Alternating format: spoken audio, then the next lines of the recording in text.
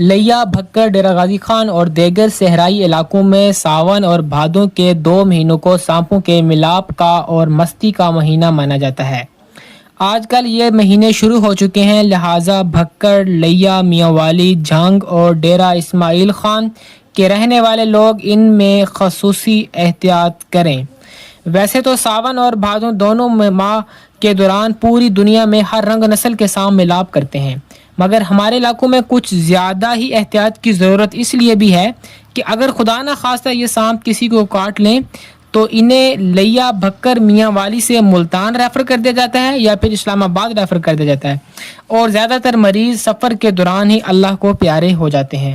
ہم سب کو دعا کرنی چاہیے کہ اللہ تعالیٰ ہر انسان کو ان سانپوں سے محفوظ رکھے، اور جو انسان سانپوں کے ڈسنے سے وفات پا چکے ہیں ان کو اللہ تعالیٰ جنت میں اعلیٰ مقام عطا فرمائے۔ اگر آپ بھی اس دعا میں ہمارے ساتھ شامل ہونا چاہتے ہیں تو کمنٹ سیکشن میں آمین ضرور لکھ دیجیے گا۔ ناظرین گرامی، یاد رکھیے گا کہ ان 2 مہینوں کے دوران جب ناگ اور ناگن ملاپ کرتے ہیں تو پھر یہ اپنے ملاپ میں کسی کی بھی مداخلت پسند نہیں کرتے، چاہے مداخلت کرنے والا کوئی انسان ہو یا جانور۔ یہ سانپ جیسے ہی اپنے گرد خطرہ محسوس کرتے ہیں تو فوراً یہ اپنا بچاؤ اور دشمن کو ختم کرنے کے لیے ایکٹیو ہو جاتے ہیں۔ ان سانپوں کے ملاپ کے اوقات کار بھی آپ نوٹ کر لیجئے۔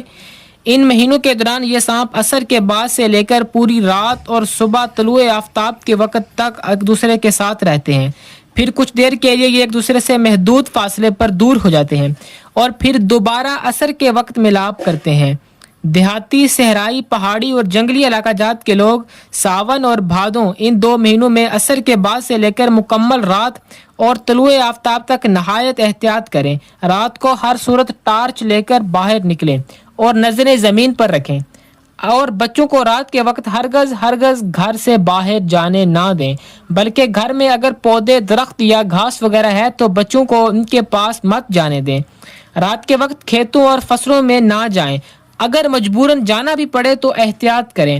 یاد رکھیے کہ ان زہریلے اور انسانی جان کو ختم کر دینے کی طاقت رکھنے والے سانپوں کی اکثریت پانی کے ندی نالوں کے پاس ہوتی ہے، یا یہ سانپ وہاں زیادہ پائے جاتے ہیں جہاں فصلوں کو پانی دینے کے لیے نالے بنائے جاتے ہیں۔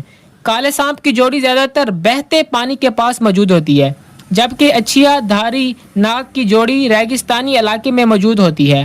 کھپرا سانپ کی جوڑی ٹھنڈی جگہ جہاں پر نمی ہو وہاں پائی جاتی ہے۔